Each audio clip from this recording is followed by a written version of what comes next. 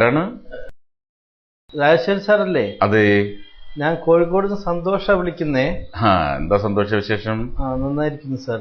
എവിടെന്നാ? കോഴിക്കോട് എവിടെയാണ്? കോഴിക്കോട് ചാലപ്പുറത്തു നിന്നാണ്. ഓ ശരി, പറയൂ. ഞാൻ 1-2 പ്രാവശ്യം സാറിനെ വിളിച്ചിരുന്നു. അതിനു മുമ്പ് വിളിച്ചിട്ടുണ്ട്. ഓർമ്മയുണ്ട്. പറയൂ. ഞാൻ സൈക്കോ മാഗസീൻ വായിക്കാറുണ്ട് റെഗുലറായിട്ട്. സാറിന്റെ കോളം അതിനകത്ത് വായിക്കാറുണ്ട്. എന്റെ കോളം വായിക്കാറുണ്ട്. സന്തോഷം. നന്നാവുന്നുണ്ട്. ഒത്തിരി ഇൻഫോർമേറ്റീവ് ആണ്. അപ്പൊ ഞാൻ സാറിനോട് സംശയം ചോദിക്കാൻ വേണ്ടിട്ട് വിളിച്ചതായിരുന്നു. ശരി, പറയൂ. എനിക്ക് തലവേദനയാണ് എന്റെ പ്രശ്നം. തലവേദന എന്ന് പറഞ്ഞാല് എങ്ങനെയാ, എപ്പോഴാ തുടങ്ങിയതെന്ന് പറയാൻ പറ്റും? ഏതാണ്ട് എപ്പോഴൊക്കെയാണ് ഉണ്ടാകുന്നത്? തുടങ്ങിയിട്ട് ഇപ്പൊ 6 മാസത്തോളമായി. ഓഹോ. ഇടപെട്ട് എനിക്കത് അനുഭവപ്പെടുന്നുണ്ട്. സന്തോഷം എന്ത് ജോലിയാണ് ചെയ്യുന്നത്? ഞാൻ കമ്പ്യൂട്ടർ ലൈനിലാണ് വർക്ക് ചെയ്യുന്നത്. ശരി. തലവേദന എവിടെയാണ് തോന്നുന്നത്? തലയിൽ മുഴുവനുമാണോ? ഈ നെറ്റിയുടെ 2 സൈഡിലാണോ? അതോ മൂക്കിനോട് ചേർന്ന് മുകളിലായിട്ട് കണ്ണിന്റെ നടുക്കായിട്ടാണോ തോന്നുന്നത്? നെറ്റിയുടെ സൈഡിലാണ് എനിക്ക് തോന്നുന്നത്, അനുഭവപ്പെടാറുള്ളത്. അങ്ങനെ കുത്തുന്ന വേദന പോലെയാണോ? അതോ ഇങ്ങനെ സ്പന്ദിക്കുമ്പോ ഉള്ളത് പോലെയാണോ? കണ്ടിന്യൂസ് ആയിട്ട് പെയിൻ ആണോ? തുടങ്ങിക്കഴിഞ്ഞാൽ തുടർച്ചയായി കുറെ നേരം നിൽക്കുന്നുണ്ട് അത്. അത് ശരി. യാത്ര ചെയ്യാറുണ്ടോ പുറത്തൊക്കെ? ഉണ്ട്. എങ്ങനെയാണ്? ബൈക്കാണോ, കാറാണോ, നടന്നാണോ? ബൈക്കിലധികം യാത്ര ചെയ്യാറുണ്ട്. ഓഹോ, ശരി.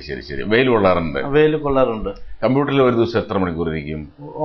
8-9 മണിക്കൂറൊക്കെ ചെയ്യും. 8-9 മണിക്കൂർ ഒരു ദിവസം ഇരിക്കും അല്ലേ? ശരി. കമ്പ്യൂട്ടർ ടേബിളൊക്കെ എങ്ങനെയാണ്? ശരിയായ പൊസിഷനിലാണോ ഇരിക്കുന്നത്?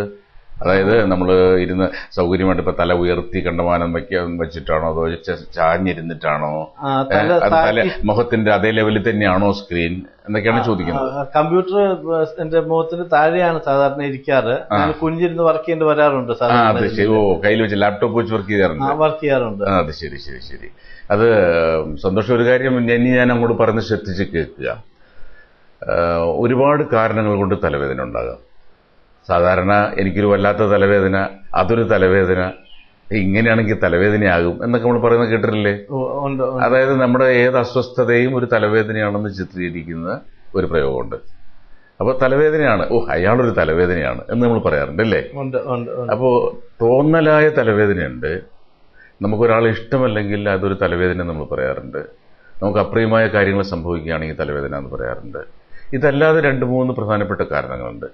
മെഡിക്കൽ റീസൺ തന്നെയുണ്ട്. മെഡിക്കൽ റീസൺ എന്ന് വെച്ചാൽ തലയ്ക്കകത്ത് എവിടെയെങ്കിലും ഏതെങ്കിലും അവയവത്തിനോ ഇന്ദ്രിയങ്ങൾക്കോ അല്ലെങ്കിൽ ഞരമ്പിനോ ടിഷ്യൂസിനോ എവിടെയെങ്കിലും എന്തെങ്കിലും അപകടം പറ്റിയാൽ തീർച്ചയായിട്ടും തലവേദന ഉണ്ടാകും. ശരീരത്തിന്റെ മറ്റേതെങ്കിലും ഭാഗത്തുള്ള ചില ഡിസീസ് പോലും തലവേദനയ്ക്ക് കാരണമാക്കാറുണ്ട്. ഉദാഹരണത്തിന് വയറ് സംബന്ധമായ എന്തെങ്കിലും രോഗം ഉണ്ടെങ്കിൽ തീർച്ചയായിട്ടും തലവേദന സിംറ്റമായിട്ട് കൂടെ ഉണ്ടാകും. സന്തോഷം കേൾക്കുന്നുണ്ടോ? കേൾക്കുന്നുണ്ട്. അല്ല, മോളൊന്നും കേൾക്കുന്നില്ല ഇടയ്ക്ക്? ഞാൻ ശ്രദ്ധയോടെ കേട്ടുകൊണ്ടിരിക്കുകയാണ് സാർ. ശരി. കഴിച്ച ആഹാരം ദഹിച്ചില്ലെങ്കിൽ, ദഹന പ്രക്രിയയിൽ എന്തെങ്കിലും സംഭവിച്ചാൽ തലവേദന ഉണ്ടാകാറുണ്ട്.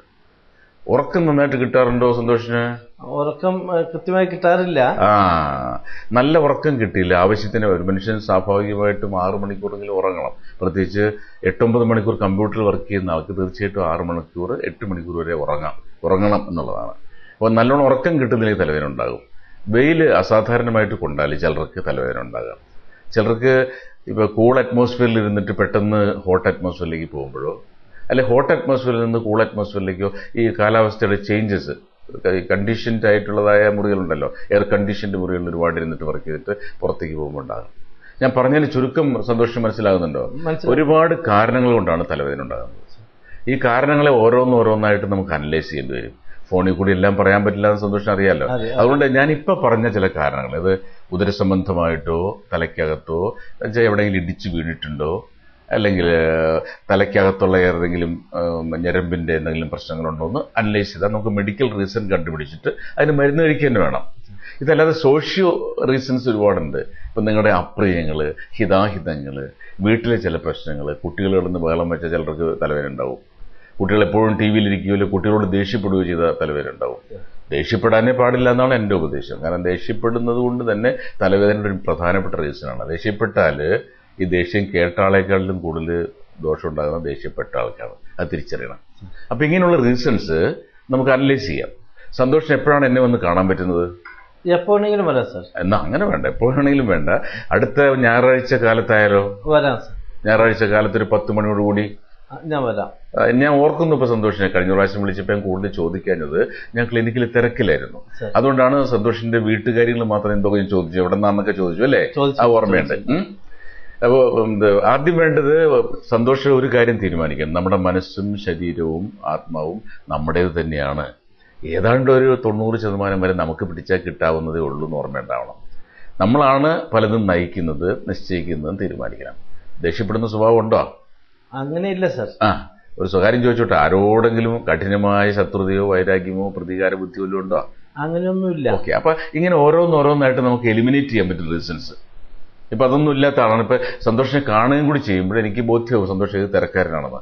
അങ്ങനെ നമുക്ക് തലവേദനയ്ക്ക് കാരണമായ ഓരോ റീസൺസിനെ എലിമിനേറ്റ് ചെയ്തിട്ട് യഥാർത്ഥ കാരണം കണ്ടുപിടിച്ച് ചികിത്സ ആവശ്യമാണെങ്കിൽ ചെയ്യാം. തീർച്ചയായിട്ടും അതിന് പറ്റിയ ഡോക്ടറെ ഞാൻ റെഫർ ചെയ്യുന്നുണ്ട്, സംശയമില്ല കേട്ടോ. ചികിത്സ ആവശ്യമില്ല, നമുക്ക് പരസ്പരം ചർച്ച ചെയ്ത് തീർക്കാവുന്നുള്ളെങ്കിൽ അങ്ങനെയുള്ള പേടിക്കുക വേണ്ട. തലവേദന നമ്മളൊരു പേടിക്കേണ്ട ഡിസീസ് ആണ് എന്ന് വിചാരിക്കേണ്ടത്, അത് അങ്ങനെ കരുതണ്ട. തലവേദനയെ കുറിച്ച് നമുക്ക് വലിയ പേടിയുടെ ആവശ്യമില്ല. പേടിയുള്ള തലവേദന അല്ല എന്നിപ്പോ സന്തോഷത്തിന് സംസാരിക്കേണ്ടത് മനസ്സിലായി. അങ്ങനെ പേടിക്കേണ്ട തലവേദനകളുണ്ട്. വലിയ ബ്രെയിൻ ഡാമേജ് ഒക്കെ സംഭവിക്കുമ്പോൾ, ബ്രെയിൻ ഹെമറേജ് എന്നോ അല്ലെങ്കിൽ അങ്ങനെയൊക്കെ വലിയ വലിയ ദുരന്തത്തിലേക്ക് നയിക്കാവുന്ന വൻ തലവേദന ആകുമ്പോൾ ഇതുപോലെ സംസാരിക്കാൻ പോലും പറ്റില്ല, സംസാരത്തിന് ഈ ടോണൊന്നും ഉണ്ടാവില്ല കേട്ടോ. അപ്പോൾ പേടിക്കേണ്ടതാണ് ഈ ഫോൺ ടോക്കിൽ കേൾക്കുന്ന ശബ്ദത്തിൽ കൂടി ഞാൻ തീരുമാനിക്കുന്നത്. അതൊരു ഫൈനൽ തീരുമാനമല്ല. നമുക്ക് ഞായറാഴ്ച കണ്ടിട്ട് ഓരോരോ കാരണങ്ങൾ അനലൈസ് ചെയ്ത് മാറ്റി മാറ്റി മാറ്റി ശരിയായ കാരണം കണ്ടുപിടിക്കാം. ഒരു കാര്യം ഓർമ്മ വേണം, സ്വന്തമായിട്ട് മെഡിക്കേഷൻ ഒന്നും ചെയ്യേണ്ട, പരിസ്ഥിതി കാണുന്ന ഗുളിയൊക്കെ പോയി വാങ്ങിച്ച് തിന്നൊന്നും വേണ്ട.